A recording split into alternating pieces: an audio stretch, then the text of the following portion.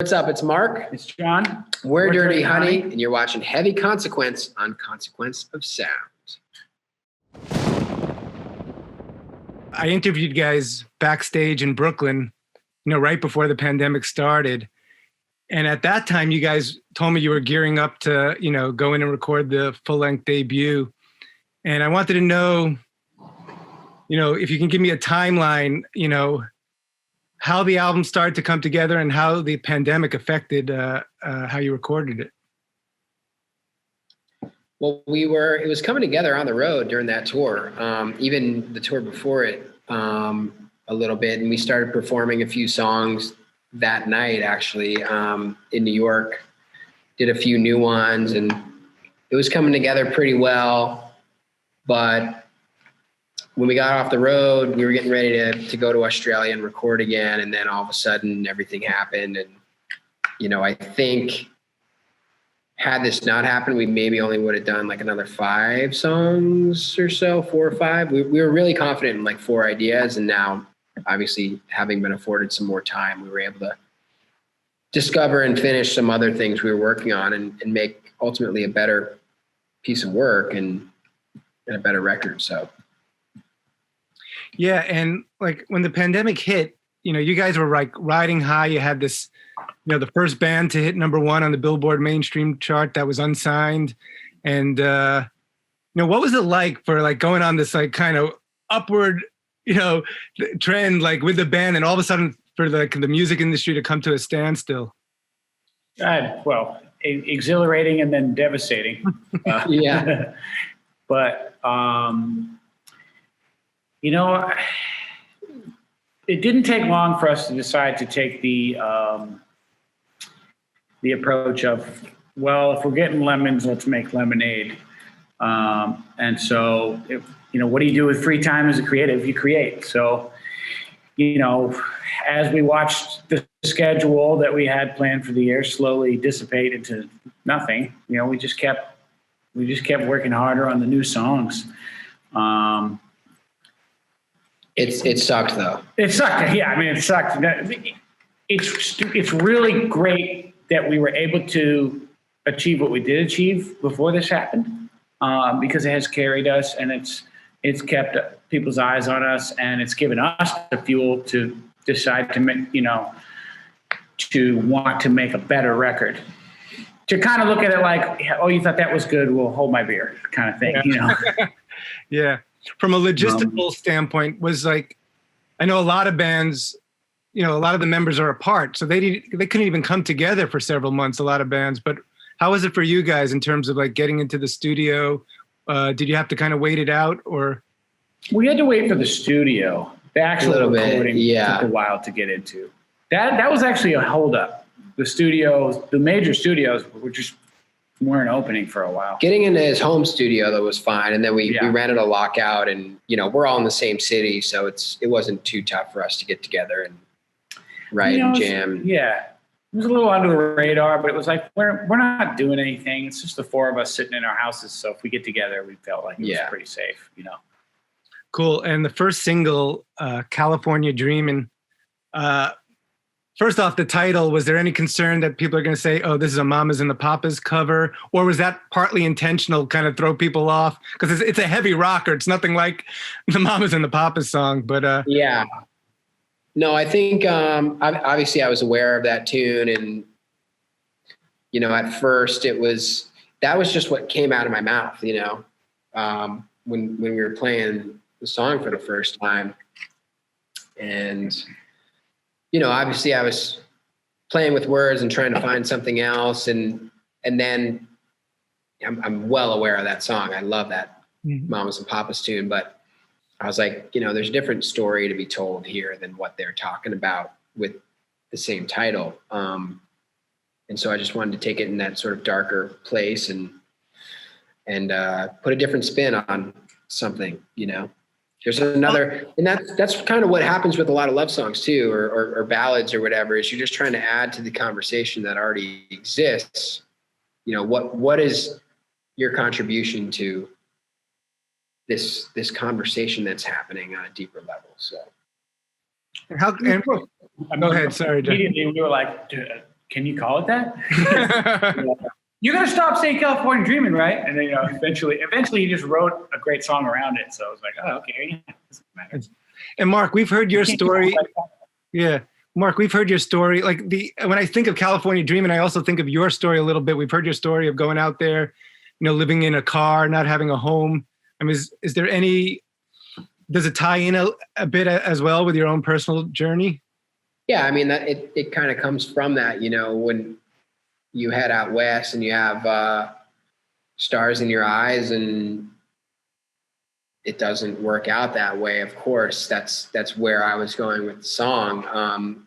Fortunately, it seems to, at least right now, be working out okay. I'm grateful for that. But, there's been a lot of people that have come and gone in my life just by virtue of not being able to hang, and deal with the craziness that is LA, whether they're trying to be an actor or they're trying to be a musician or, they got a job in advertising or something and they got moved to Chicago. And, it's more common the story that doesn't work out than the one that it does. So. Mm-hmm. Those are kind of the people you meet on the ground first too. Or that was my experience.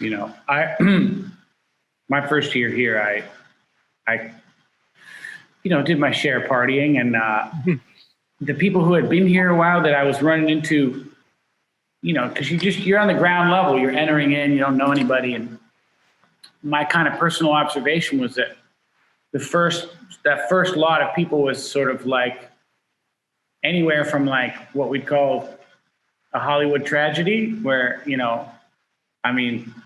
literally meet someone who was a model who used to be at the Playboy Mansion all the time, to like is addicted to drugs and sometimes sleeps in the woods. It could be that dark, or it could just be, not as extreme, but somebody who came out to be an actor. They're not really an actor. They're still waiting tables. Yeah, still waiting tables. Maybe they're doing just extra work, which would be extra torturous if you wanted to be an actor. Things like that. People are still like, and they're like 40 and hanging on to the dream and kind of living like they're 25. And it was like, so that you run into these and you realize it makes you think of like Welcome to the Jungle, when it gets off the bus and it's like, hey kid, welcome to the jungle. And I felt like that when I got here. Like, yeah, well, it's like, it's a long way to the top if you want to rock and roll. It's a great anecdote too. I remember when I first came out here, I went to this sick mansion party in Beverly Hills somewhere. It was like my first weekend out here. And I remember thinking like, I'm moving here. This place is fucking awesome. And then flash forward to now, I've literally never been to a party like that since that first weekend, so it's very deceiving. Yeah, the same experience. I feel like I got way more of those like Hollywood, bougie, like mansion parties the first couple years, and then I don't know, you get more focused and you hunker down, and you don't go to the beach as much and you don't do all, you don't get distracted with that stuff, and you realize the real players and the people doing the stuff are busy. Working hard. Yeah. You're busy. You're not out there doing that stuff. You guys just referenced a couple of legendary bands, Guns N' Roses and AC/DC, in those quotes and the songs. And I wanted to talk about another band, and you're wearing the T-shirt, Marc. Aerosmith. Obviously, they're a big influence on you. And I heard, in the song "Tied Up," especially, I hear a lot of Aerosmith in there as well. Can you talk about, just what the band means to you, and then about that song in particular, both musically and lyrically? Yeah, they're the first band I really fell in love with as a little kid, and that was my first concert, and I got to meet them as a little kid. So, they've had a profound impact on my life. And as it relates to Tied Up, Tied Up is kind of, it's got a little bit of like, I don't know, almost like Steve Marriott, Humble Pie vibes mixed with the little Aerosmith, I guess. Lyrically, it's a little Aerosmith, Rolling Stones with a lot of like double entendres, and those sort of lyrical tricks are very Robert Plant, Steven Tyler, and Jagger to me. There a lot of sexual innuendo, double entendres. Those sort of elements are definitely in there. But you know, on the most basic level, I think that song was just meant to be fun in the spirit of those artists, you know, and even more contemporary art, you know, just, it's a fun song, you know, it's just about what we all love about the bedroom. So yeah, but yeah, they've had a profound impact on my life, and I feel the need to give it up to them. You know, they're a great band. So cool. And from a musical standpoint, John, just as a guitar player, you know, what a band like Aerosmith means to you? Well, you know, Aerosmith wasn't ever really an obsession of mine, but I feel like as a rock and roll fan, you're gonna like Aerosmith. You know, there's like they just have so many songs that are they're just part of it. You know, it's like when I was a kid, I raided my mom's record collection, and Led Zeppelin was the band that I fell in love with. Yeah. But I think in there was the red and white Wings greatest hits, you know, the greatest hits with the wings on it, or the half of Wings. Yeah. And, the one that sold like about 50 million copies. Bazillions and gazillions. Yeah. That was in there. So, you know, there were songs that stuck out to me and that I loved. I didn't hone in on Joe Perry as a hero. I just thought they had great songs. Cool. So that was my relationship to them. And then, you know, in the 90s, they had those huge ballads. So it was like pretty cool for them to actually be around when I was a kid, you know, and not just a band in my mom's record collection from yesterday. Unlike Zeppelin, you know. Yeah, Zeppelin, you can't get to them because they weren't around.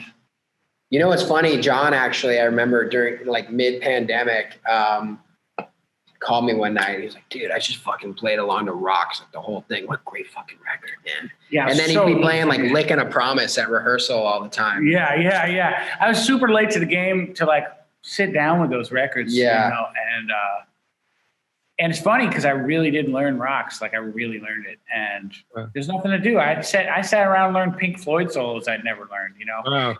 And that stuff, then it's in your playing, and people like, I'd write something or just noodle, and people be like, man, you got a real rocks kind of vibe. And I kind of chuckled to myself. I'm like, man, I really stuck in there, you know? Cool. Yeah. One of the other songs I really like on the album is Gypsy. I dig that. It was one of my favorites. Can you talk about that song? That whole idea of being like, you know, on the run, living like a gypsy. I'd love to hear more about that one. Yeah, I think that comes from not only being a singer in a rock and roll band, but also an obvious motorcycle, nature, camping enthusiast. You know, there's always these, it was very organic lyrically how that happened, because John had always had this boom, boom, boom riff that we all fell in love with immediately. And it was just one that would come into my head as I'm riding the motorcycle. It's just a very agreeable tune to drive to. And I just felt like, man, this song needs to be, lyrically, it needs to match that attitude. And I don't think there'd be anything more freeing than fucking cruising down the road in a motorcycle or a sick car, jamming that song. I've done it now since recording, and it's just a great driving song. And you feel like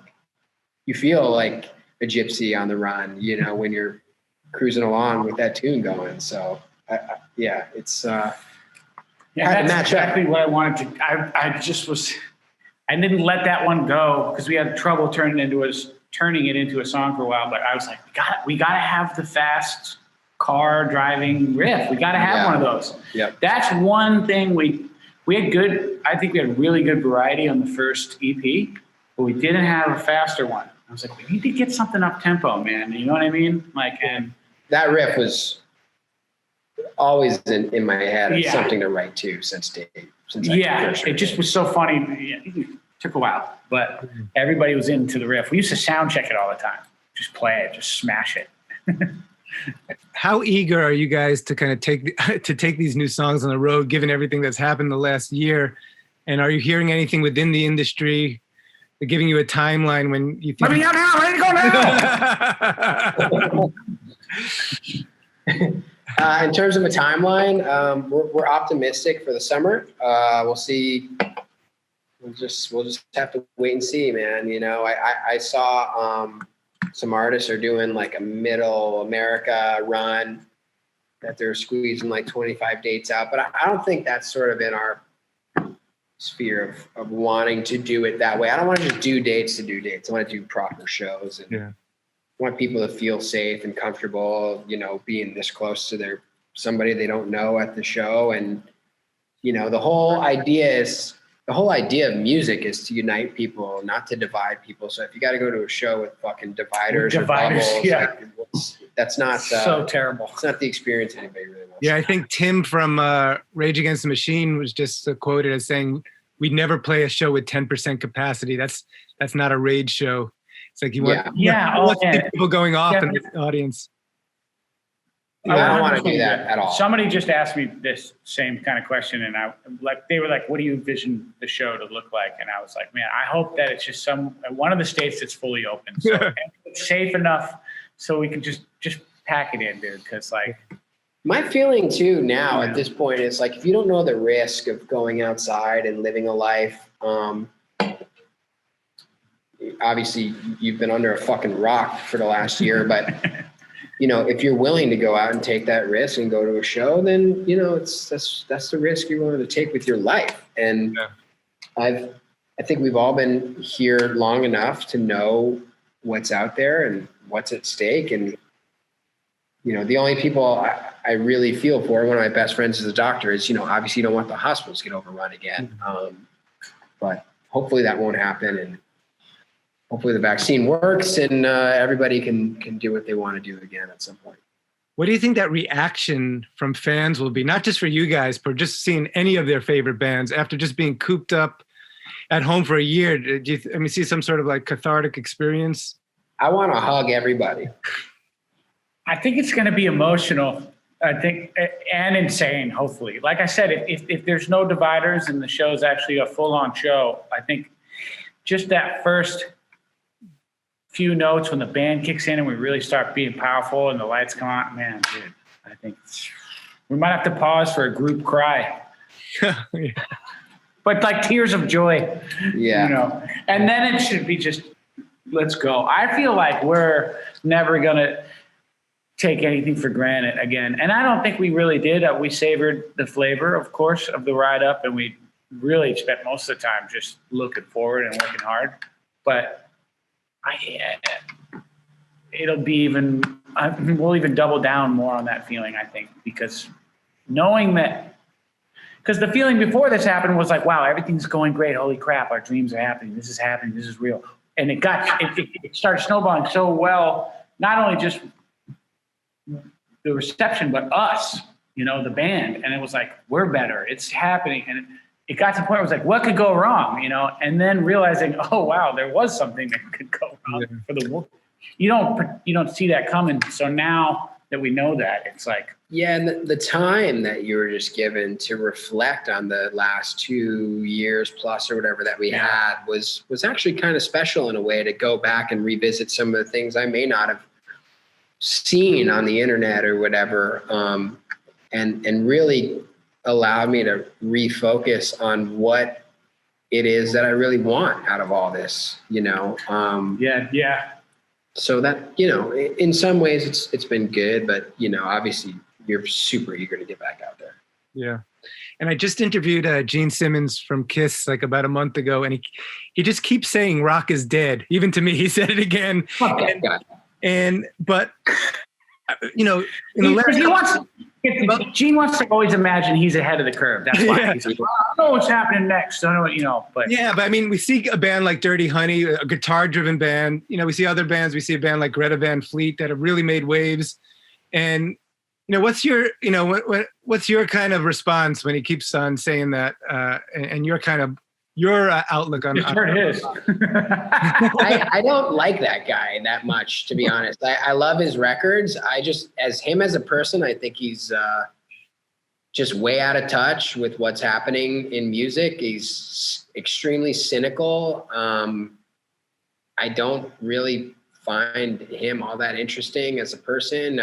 He just sells people shit and says rock is dead all the time. Like, that's the only thing I hear about Gene Simmons in the past decade, is that he says rock is dead. Like, dude, shut the fuck up. I mean, hey, man.